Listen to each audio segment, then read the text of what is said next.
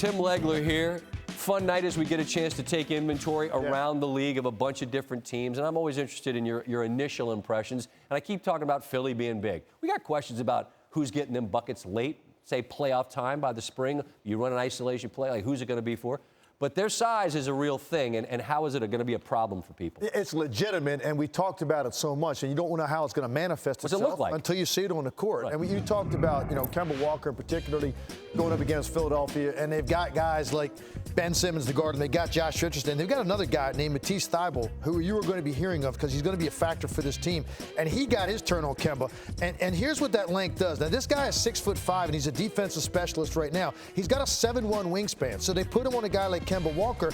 And, typically, Kemba's going to use this screen, and he loves this little step-back dribble right there. The problem on this is with the length, if Embiid just stays up above the foul line, which is what the Sixers wanted to do on these plays, he's within arm's reach of this shot. So Kemba's going to see that as he comes off.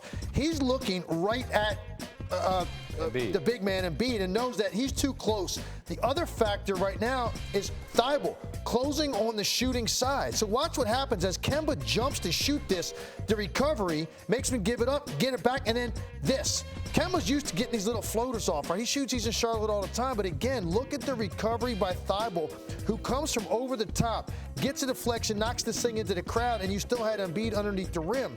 So you take a look at the lineups that they can put on the floor. Now, I don't know if Thybulle is going to be a guy that's going to provide much offense for them. But to have a guy with that kind of defensive prowess coming onto the court when you've already got a 6'7" guy in Richardson, you've got Simmons at 6'10", Embiid at 7'1", Horford's not a small boy back there in the paint, and you've also got Tobias Harris. They can do things defensively that most teams can't. And look, this was a shootout these first two nights across the league. Not this Boston had a really difficult time getting clean looks, and Kemba Walker, not the kind of start he wanted with Boston, but I got to give the credit to Philly's defense. We can giggle about that Simmons shot, what was it? And I'm frankly tired of hearing about him shooting threes. That's not what he's going to do. He's going to make one at some point, so what? That's not who he is or what he does. What impresses you about where his game is evolving? So here's the thing. He owned it and said, listen, I'm not there yet with my jump shot, but I do things on this court that are pretty powerful for this team.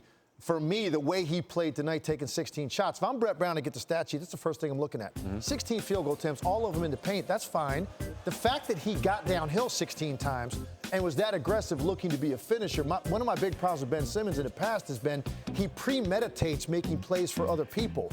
He's turning the corner, you're 6'10", one more stride, you're at the rim, and I'd get frustrated as his head would get on a swivel trying to find someone to make a play for. When he gets downhill and extends to get to the basket to finish, it adds another element to their offense. Yeah, we hope he's better from the line this year. Maybe he makes a 15-footer once in a while. Let's hope. He's not going to make any threes this year. Forget what happened in the preseason. But the 16 shots on the night when other guys didn't really have it going, he was head and shoulders the best player on the floor tonight, and that's a great sign for Brett Brown.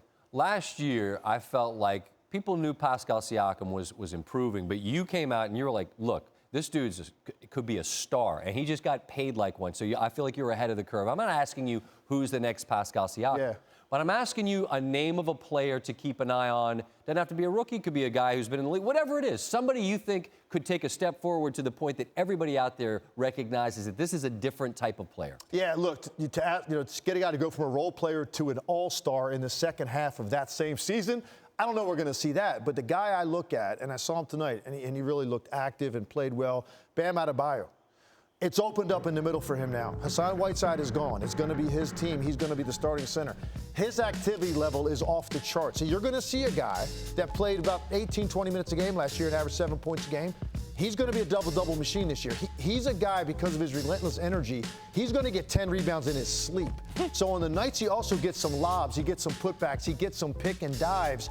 He's going to have some, 20 and 18 type of stat lines this year. So from a production standpoint, an opportunity standpoint, and being on a relevant team, because I think he'd have a great shot to make the playoffs, Bam Adebayo is a guy I would look at this year to take a huge leap forward. Thanks for watching ESPN on YouTube. For more sports highlights and analysis, be sure to download the ESPN app. And for live streaming sports and premium content, subscribe to ESPN+.